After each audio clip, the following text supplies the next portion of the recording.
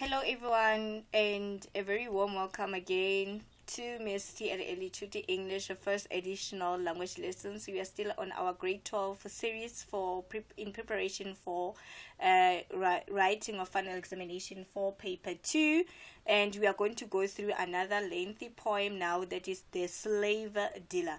And I would say that please remind yourselves of the skills that I've shared with you on how to analyze a poem. Of course, we need to interact with the title. We need to check a brief background of the author so that we understand what kind of an author are we reading about, and then we are going to also analyze the theme so that we know the central idea discussed in the poem, also not forgetting the figures of speech and their effectiveness. Right, without any waste of time, let us go into the poem, The Slave Dealer. Now, in this poem, the author or the poet is Thomas Pringle, and then through writing poetry, he aimed at fighting the plight of slavery and forms of discrimination pertaining to race and class against the natives, which are black people of South Africa. This is evident in this poem, The Slave Dealer. Black people were forcefully removed from their own land and from their families and taken across the seas to be used as slaves for the white people in the USA and the United Kingdom. So it's a historic poem that we are going to learn about the truth and information about slavery. But what we already picked up from the description of the poet himself is that he wanted to fight against discrimination pertaining to race. So it means that he was not for the idea of discrimination, especially based on race, and then he was actually against the idea of black people being subjected to slavery. And then the transatlantic slave trade was effectively practiced in the western part of Africa, in countries such as Ghana, Nigeria, and Angola. Incidents of the slave trade were also reported in other parts of Southern Africa, which affected South Africa until 1940. So we are going to learn about history in this poem, and then from the perspective of a slave dealer himself, because remember the title says what? The slave dealer. The slave trade and acts of forced labor can be seen as some of the platform depicting the colonial encounter. In terms of a structure, this is a ballad. What do you mean a ballad? A ballad is a poem or song narrating a story in short stanzas. Traditional ballads are typically of unknown authorship, having been passed on orally from one generation to the next. So what you need to know is that a ballad is a poem that narrates a story in short stanzas. So indeed here we are going to read a poem in a form of a narrative where it tells a story from the slave dealer's perspective. So you are going to learn and read about a story of a son returning home to his mother, but this son has been a slave dealer. So we are going to learn about his experience as a slave dealer, as slave dealer, and then get to know about his life upon his return to his mother as a slave dealer. And the structure of the poem, remember we said it's important to know the structure.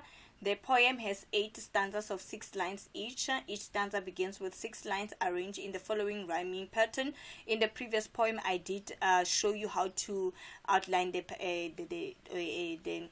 rhyme scheme in a particular poem. So you'll use the very same method that I used. So the rhyme scheme pattern here is A B A B A B C D C D C D, and then we have E F E F E F.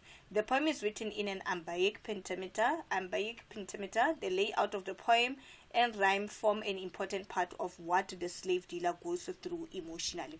So it is important to note that this is a very emotionally rich poem where the poet narrates. Already we know that it's a ballad where we are going to read a story from a slave dealer's perspective, and then however it's embedded, if not rich with emotion. So we must be able to check out what kind of emotions are depicted in this poem.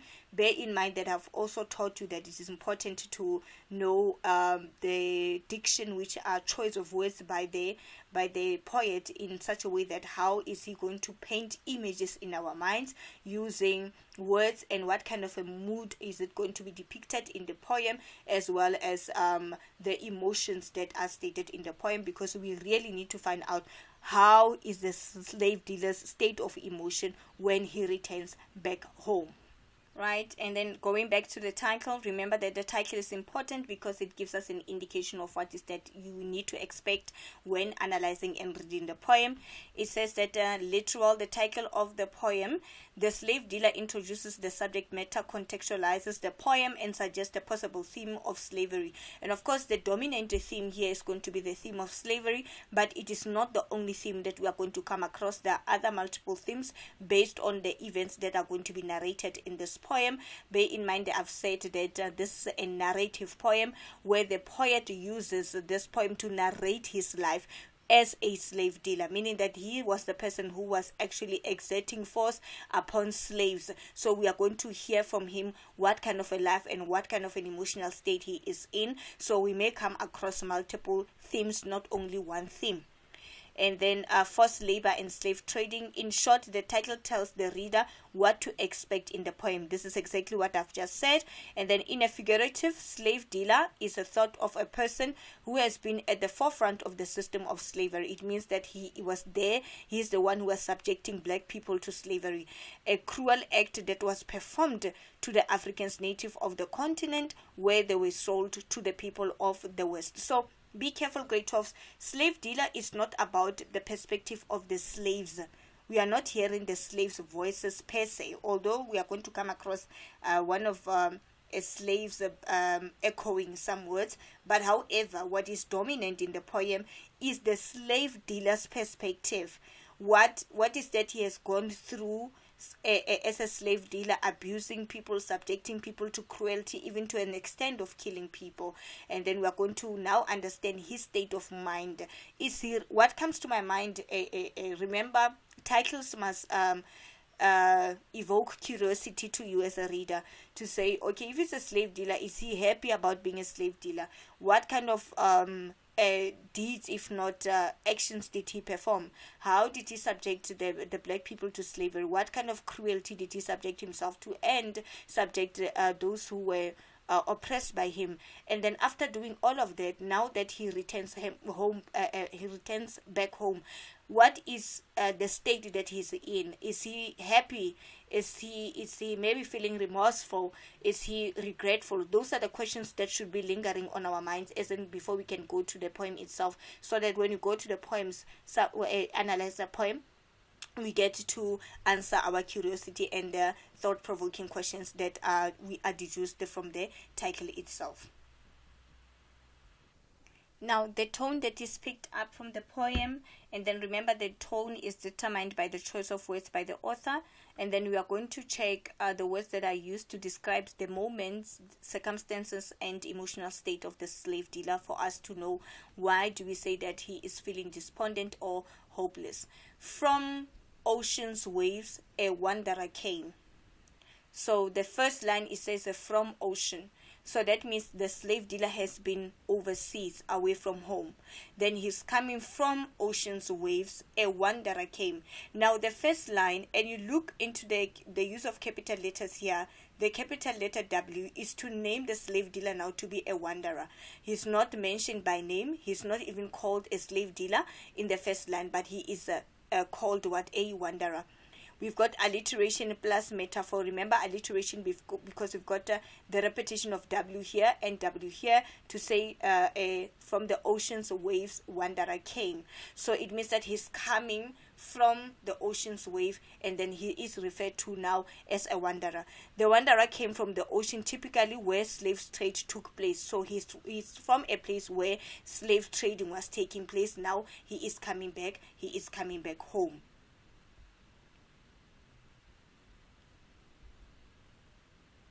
And then the line is also a metaphor. Remember, metaphor, we are dealing with comparisons. I said I did teach that for you to justify the use of figurative expressions. Ask yourself, are they comparing? Is it a sound device? Is it a contradiction? When you are comparing, it should be metaphor, simile, personification, allusion. If it's a sound device, we are dealing with onomatopoeia, alliteration, assonance, and rhyme. Contradictions, we are dealing with irony, we are dealing with oxymoron, paradox, all of those. Please check the video where I explained all of those figures of speech. Figures of speech play an important role for us to understand the poem. Okay, metaphor. Slave dealer is compared to a wanderer to emphasize the extreme loss he feels, albeit what the guilt. I mean, if you are a wanderer, when you look into the word wanderer, first and foremost, if you are wandering around, it means that you don't have sense of direction. So if you are a wanderer, it means you have been away from home, now you are coming back.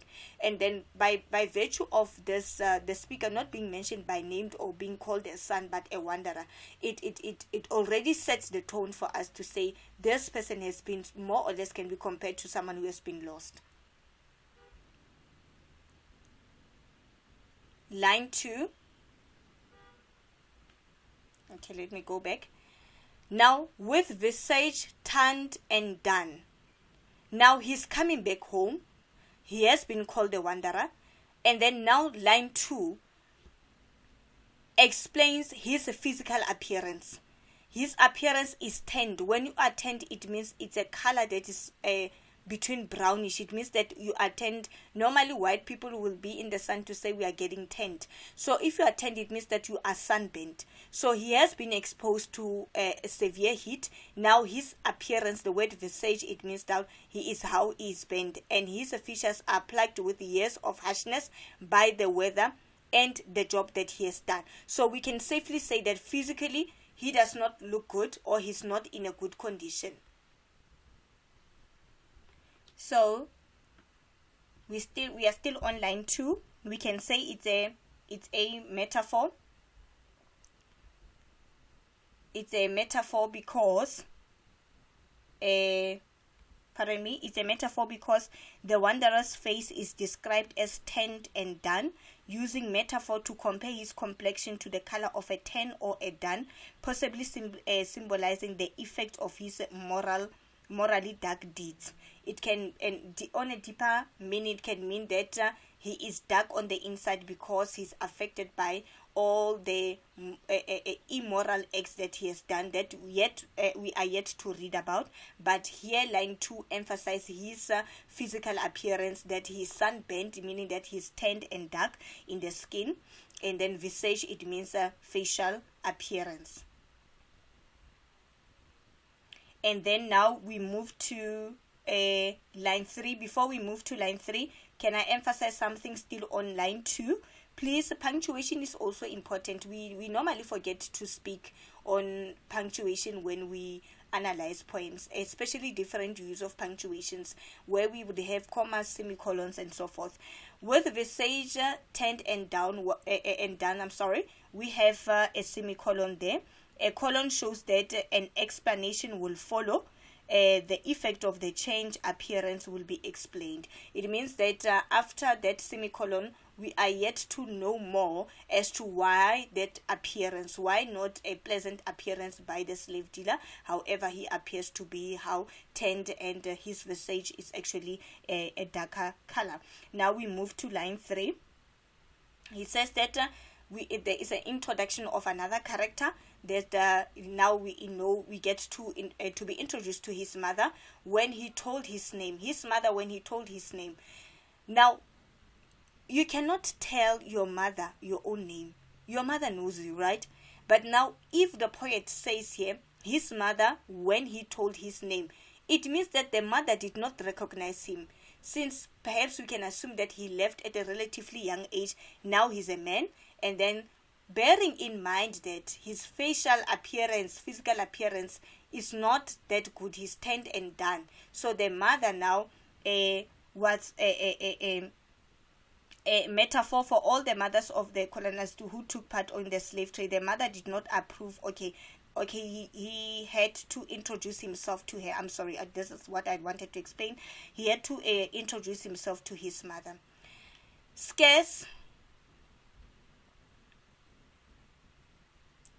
For all the mothers of the colonialists who took part in slave trade, the mother did not approve what their sons were doing. So it says his mother, he did not approve. We are going to learn more why we say the mother did not approve that his son was actually a slave dealer. And then he needed to introduce himself to his mother. It also shows that he has been gone for a long time, and then the mother can not recognize him. And then it further says that scarce knew her long lost son. The emotion that is there, that his mother did not recognize him, and then scarce knew, it further correlates with line 3 to say that the mother did not know him because he is her long lost son. And this is a biblical reference to the prodigal son who left his home only to come back home after a long time. So it can be an allusion where we speak about biblical reference, that the same way that the expression was used in the Bible, where that prodigal son was gone for a long time and he was declared to be long, or labeled to be long, a long lost son. The same way in the context of the poem, which further cements the fact that this slave dealer has been away from home for a quite number of time, for or a lengthy period. Now, line 5, it still talks about his appearance. First and foremost, he is a bit darker. The mother could not recognize him. And then now it says, so altered was his face and frame. When you talk about altering, when you are altering something, it's when you are effecting changes into something. If you take a shirt that does not fit you and then it's bigger on you, you're going to alter it. It means that you are going to effect changes on it by cutting that shirt so that it fits you. So if it says, so altered was his face and frame, now frame talks about the entire body and his face. It further substantiates the idea that the son was indeed how changed. And then again, please, we must not forget the effectiveness of the figures of speech here. So altered, like I've already said, the word altered means to change in small but significant way. It means that he has even lost weight because he looks like something that has been altered. And then his face and frame. Now we come across alliteration. Remember alliteration as repetition of consonants. I've already taught you when we did figures of speech. We have face and frame. Alliteration, his journey was harsh, took a toll on his outward appearance as well. So the effectiveness of these figures of alliteration here is to emphasize on the drastic change that the slave dealer has been subjected to in as far as his appearance is concerned, that he is even altered to such a way that his face is altered as well as the frame. So alliteration in this sense is to emphasize what is that is being altered, the face as well as what his frame. So that is the effectiveness of the alliteration in this particular lines. Now line 6 is important because it gives us the reason now why does he appear in the manner in which he appeared. By the ill course he had run. So all these changes are brought forth by the ill course that he had run. Metaphor, the course of his life is compared to an ailment. Ailment, it means that sickness. This is to emphasize his guilt in being a slave trader and how it has affected him. So it means that from the first 6 lines, we learn about his appearance, and the manner in which he appears is affected by the ill course he had run. Meaning that by the deeds, by the works, and all the deeds that he has done. And the word ill has a negative connotation. When you say ill, you bring forth ill to any word, you rope in now a negative connotation. It means that those were evil deeds that he performed as a slave dealer. Hence, it affected him to be in a state that he is not being in a physically I would say physically healthy or perfect, because his face is altered as well. His frame, it means that he looks a bit thinner, and then he's also darker in complexion. The mother could not even recognize him. This is because of the ill deeds that he has done. Line 7. The tone here is anger. There was hot fever in his blood. Ooh. And dark thoughts in his brain. And oh, to turn his heart to good, that mother strove in vain. For fierce and fearful was his mood, wrecked by remorse and what? And pain.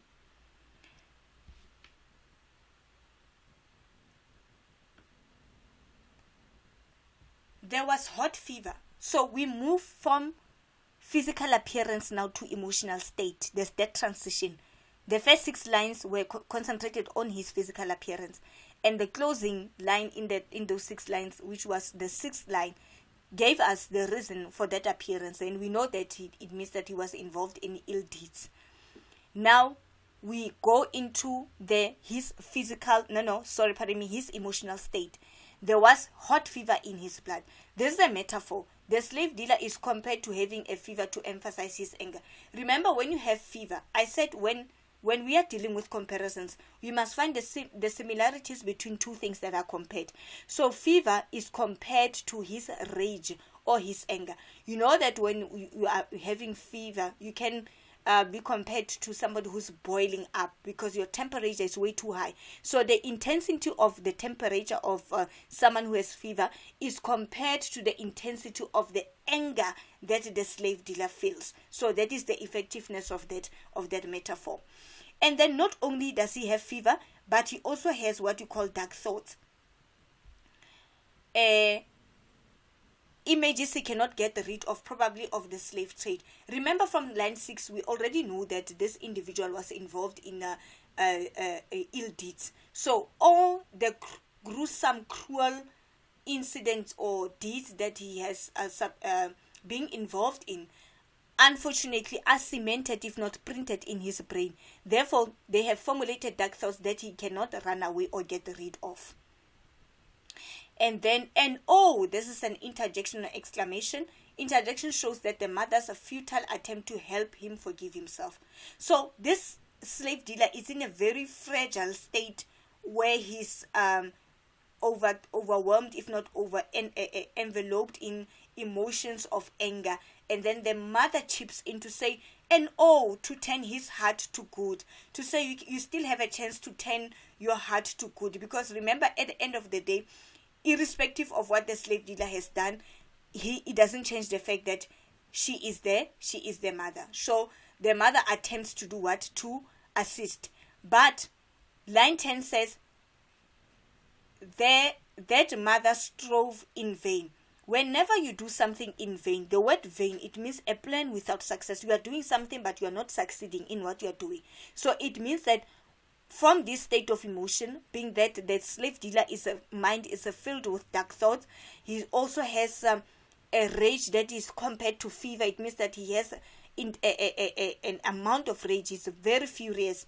The mother is trying to interject and assist to say you can still turn your heart to good, but whatever that the mother has done is what is in vain, which is an idiom that she could not help. Unfortunately, she could not help his son because what he has done is unforgivable to him. So it shows that somewhere, somehow, the slave dealer is remorseful. He's not pleasant. He's not happy by what he has done. So it seems as though that whatever he has done is haunting him now, that he's back home. Even when the mother tries to help, unfortunately, his help goes in vain. It means that she does not succeed in assisting him. For fierce and fearful was his mood. We've got another alliteration here by repetition of F in fierce and F in fearful. Alliteration of he was angry and scared of the things he has done, and he was also remorseful. So not only was he fierce in terms of anger, but he was also fearful. So the alliteration here is used to emphasize his state of emotion, that he was also in a state of fear.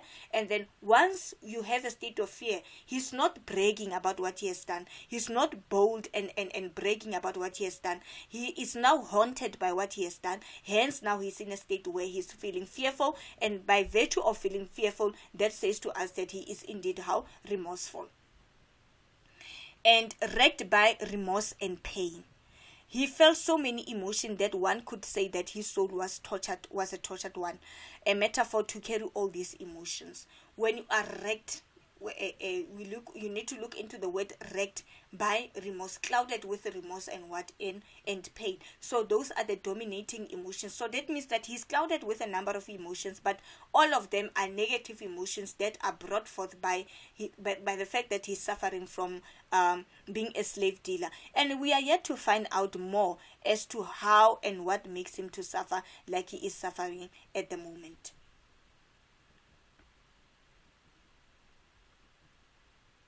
Line 13, and if at times a gleam more mild would over his features stray, when knelt the widow near her child, and he tried with her to pray, it lasted not for visions wild, still scared good thoughts away. Alright, now let us hear what does line. And if at times a gleam more mild, perhaps for a fleeting moment he would feel better, while he is at home and safe. I normally say that when you analyze a poem, you must be able to see contrast, especially when we switch between various moods and various tone. We have been reading about painful tone, torture, and whatsoever, but when you check off the diction here, you check off the word gleam and mild. Mild, it's a contrast of what we have been reading about. Something that is mild has a positive connotation. So it means maybe at some time, because he might feel a bit better because he is at home. And then it says that would over his features stray. He feels that he can move forward and nothing bad can happen to him, and he won't be able to hurt anybody. This is when now the slave dealer comforts himself that, and at times he feels a bit milder. Remember, we are transitioning from a fever that was compared to anger, that he was boiling with anger, but not forgetting that he was also remorseful. But now in line 13 and 14, he's feeling a bit milder. He's trying to comfort himself that things will be better and future stray when led. And then, however, the widow is the mother. So when knelt the widow. So in this state, remember, the slave dealer is going through a lot of emotions. And then not only now the poet is unleashing another information about the mother, that the mother is also how? A widow. It means the slave dealer's father is no more. So the widow is the mother, and it also showing that he has lost what? The husband. So he's trying to kneel down near her child, because it does not, I'm going to repeat, it does not matter what your child has done. At the end of the day, you are the mother. So the mother is trying by all means to comfort the slave dealer from the state of emotions that he feels. Her son, her child, is all she has left now. The speaker makes the slave dealer seem small and fragile and pathetic by calling him a child. So in this line, the speaker is narrowing down the slave dealer now to a child.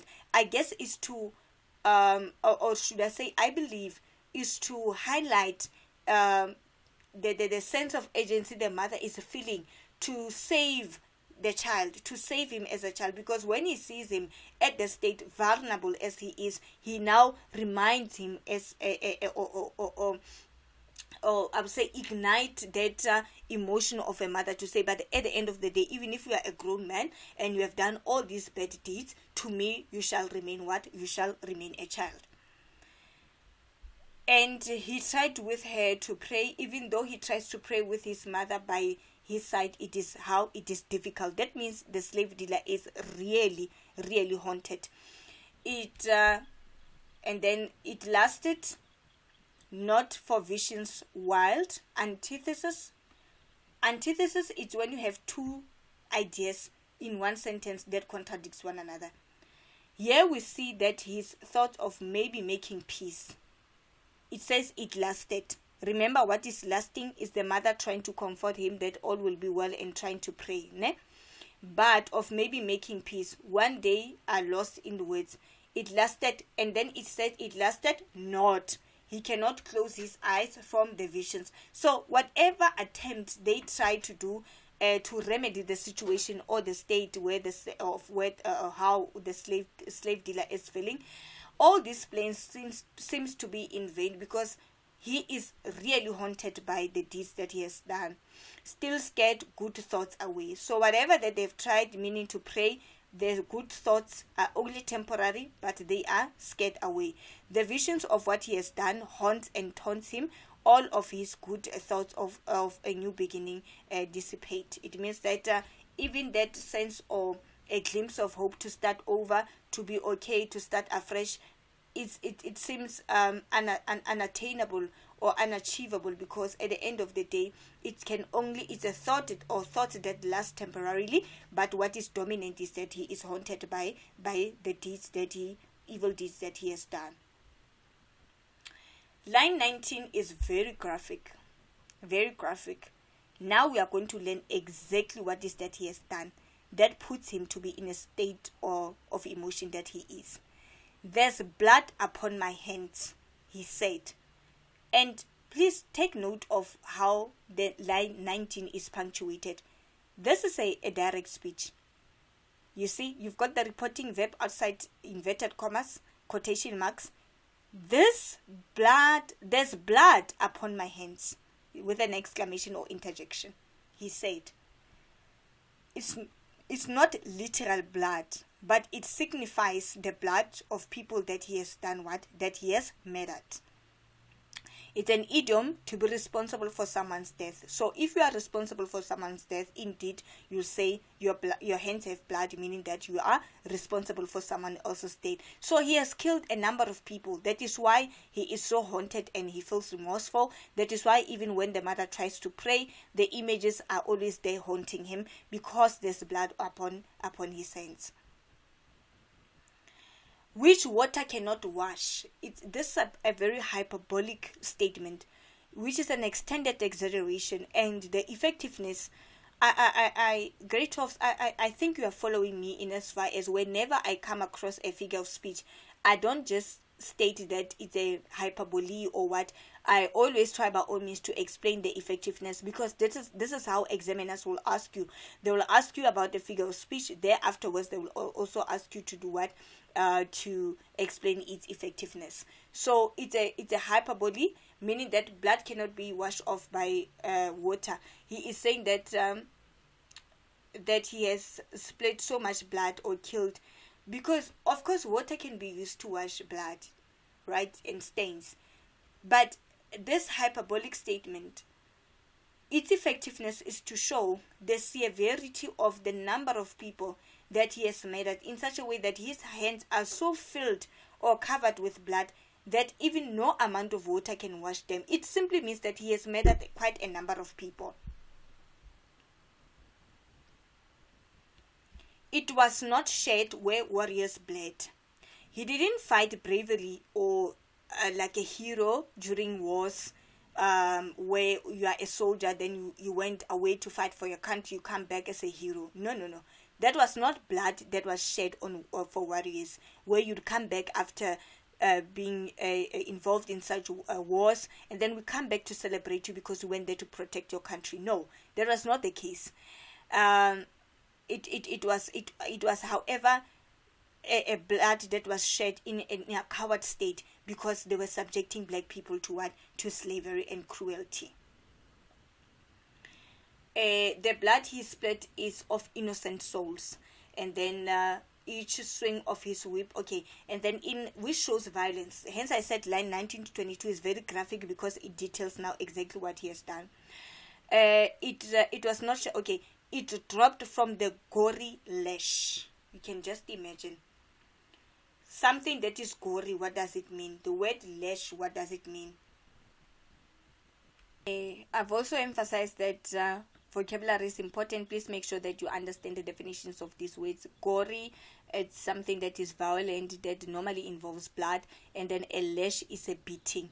So lash, it shows the kind of a beating or a whooping that was it. So it means that, like in this image, where you see them with this a whip whipping people, it means they whipped people to a point where they bled. So hence it is said what a gory lash. The blood is spilled of innocent souls, which each swing of his whip, blood will drip from their wounds. That is very cruel and very inhumane. As I willed it over and over my head. Woo! Now he's talking about his whip. Exactly what he's doing here, wielding it over and over his head to do what? To give this poor black people a whipping, which actually led to them to do what? To bleed. And with each stroke left what? A gash. This is a very graphic image, pardon me. Sorry for those who are sensitive, but this is a poem that we need to understand. And then you can just see from the back of the slave what kind of a gash. This is a gash. It means that these are deep scars that were left by the deep wounds that were caused by this slave dealer. With every stroke I left a gash, while Negro blood sprang high, and now all ocean cannot wash my soul from murderous die, nor in a thy prayer, dear mother, quash that woman's wild death cry. Now let us go to line 25 to 30. With every stroke he will open a new gash, like we have already stated. Now he explains into details how he murdered the slaves as a slave dealer. And then often, while Negro, often term for dark skinned people, the Negro is a term for black people. And then it means that when he was murdering them, he drew blood from each time he swung, and the blood would swing off the whip each time he lifted it above his head. Hence I've said these lines are very graphic and very detailed because they show us exactly what he has done. And for the blood to spring high, it means that the blood was all over springing high. It shows the intensity of the beating by the slave dealer. And now all ocean cannot wash. Again, this is a hyperbole. At first he said water cannot wash from his hands. Now he even goes further to say even all ocean. You can just imagine the capacity of water in the ocean. He says even that water in the ocean cannot even begin to wash my hands. It means that he was brutal as a slave dealer. He was heartless as a slave dealer, and he indeed killed people in a brutal manner. My soul from murderous dye. Metaphor. Murderer is described as a dye, just like a dye would color or stain the hair. So too, the lives he has taken has tarnished what? His soul. So just like a dye that can leave a permanent color in your skin or in your hair, the same way that a dye can have that impact of leaving a permanent color or changing your color, whatever that the murders that he has done also left I would say an everlasting image on him. That is why he is so tormented, and then that cannot be taken away easily. So that is why he's so frightful, fearful, and remorseful, because indeed he has been a cruel human being. And thy prayer, dear mother. It means that even your prayers, my dear mother. The slave dealer says that to his mother that not even her prayers can help him suppress the sound of the woman's final moments. So here we get to hear in line 30 the voice of a slave, one of the slave dealers whom was subjected to the slave dealer's cruelty. That woman's wild death cry. So he even remembers that he once murdered a woman who cried in a wild manner. Alliteration of W, because we've got women's and wild. The woman must have cried out her final words before death came. It's hyphenated to show synonymous. So it says that that cry was wild. It can just show when you say the cry is wild, it's just to show how she was screaming with pain, with great pain. When he murdered this woman, even when he is back at home, he can still echo or hear the echo of the woman's voices, of this woman, particularly this woman when he was crying, and then the voice is still resonant with him even when he is now back at home. Her cry is ever in my ear. He is haunted. This slave dealer is severely haunted by the ill deeds that he has done. Now the cry is even in his ear. He can't get rid of the sound of that woman who was crying, the woman that he murdered.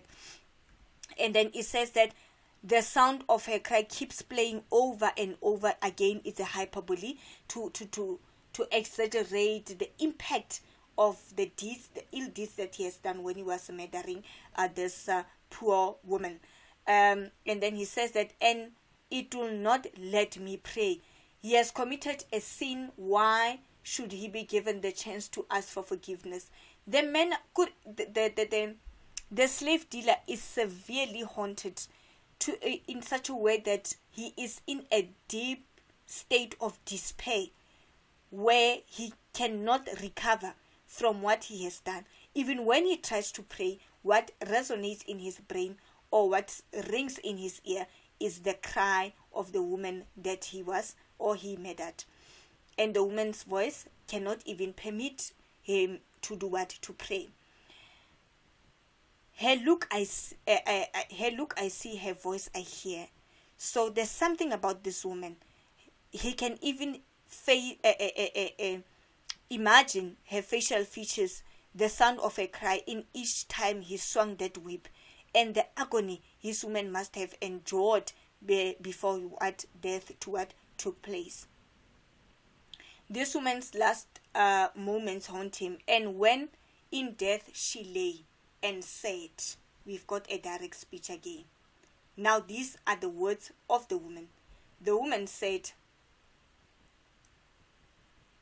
with me thou must appear, and on God's great judgment day. It means these last two lines of stanza 6 explains it all in why he has a change of heart. She tells him that he would have to meet his maker someday, that it is stated by the words that judgment day shall come, and that God will be the one to deal out his punishment. This woman left him with words just before she died from his brutality and cruelty. He said, we shall meet upon a judgment day, which is a common belief amongst Christians, that there will come a day where we all depart, and then we shall meet with our Maker during judgment day, who will judge and assess our deeds. Now, the tone changes from that one of hate, despair, hopelessness, now to a tone of pleading. Now cries from frenzy, keep my son. Of course, this is the voice of the mother. The mother calls out, cries, telling him to protect her son. The use of the word frenzy, which means extreme mental agitation. He's in a total state of despair. He is deranged. It hence the word frenzy. And now the mother is pleading with God. The woeful widow cried. Remember, we already established that she is a widow. Such murderer fool thou nearest hath done. The widow pleads that he could never commit his crime or evil deeds. This is a mother's perspective, remember. Some find thy soul believed. She blames what her son has done on him being influenced or possessed by an evil spirit. He says, there's no way that my son can be subjected to such or do such evil deeds. Perhaps she's trying to find possible reasons to say, no, maybe she has done all of that because she was possessed with evil spirits.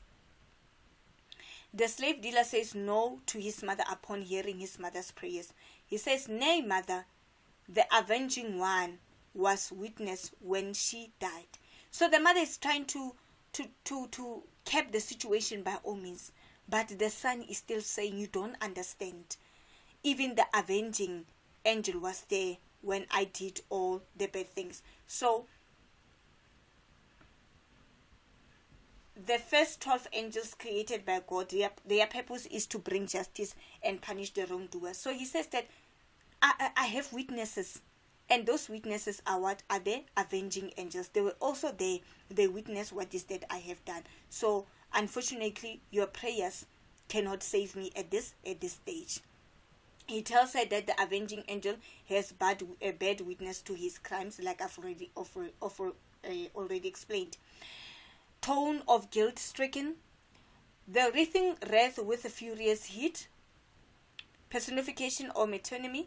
The slave woman's heel is seen as angry because as he whipped her, she probably tried to kick at him. So the woman was trying to fight him back as he was brutally killing her. I crushed no mortal nigh. The words mortal meaning subject of death and nigh meaning near. This tells us her end is near, meaning that from the brutality of the whipping, the woman who cried out and told him that we shall meet during Judgment Day, unfortunately he was meeting, his demise was near, meaning that his death was near due to the beating. But that same hour, her dread appeal, her final words to the slave dealer was registered on high. So he was saying these words, remember, in a state of just being close to meeting her demise, meaning that being close to dying. And however, the words were registered with him. The slave dealer was being watched by a higher power at the time the woman was being tortured by him. To say that you can do all of that, but to bear in mind that the angels above who are watching on you, as well as God who's waiting for you during the judgmental day. And now with God I have to deal and dare not meet his eye. Now after doing what he has done, he realizes that he cannot be forgiven. He has to meet God one day and repent all of his sins. He has realized that he has taken the lives of so many innocent souls, and this has sealed his fate when he stands before the Creator. Now when we look from the boat of the ocean, so I'm just going to take you through quickly the memorandum. From the boat of the ocean, the slave dealer came. He felt lost, and then we know about his appearance. He was referred to as a wanderer, and then we noted all the alliterations there to emphasize that the son has been away for a long time. And then once more, and the mother tried to blame the influence of evilness, that he's possessed by evilness as he was trying to save him. But line 12, angels created by God, the purpose is to bring justice. The slave woman's heel is seen as angry because as he whipped her, she probably tried to kick him. Her final words to the slave dealer is to not hurt or kill her, and then he's stricken with guilt, and this is a ballad. And then we already discussed the structure. Now I'm going to quickly take you through the possible themes. We can have a theme of slavery, where the major theme is the evil practice of slavery linked with the violence and bloodshed, and then you can use various lines from the poem to substantiate that, like I've shown you in the previous.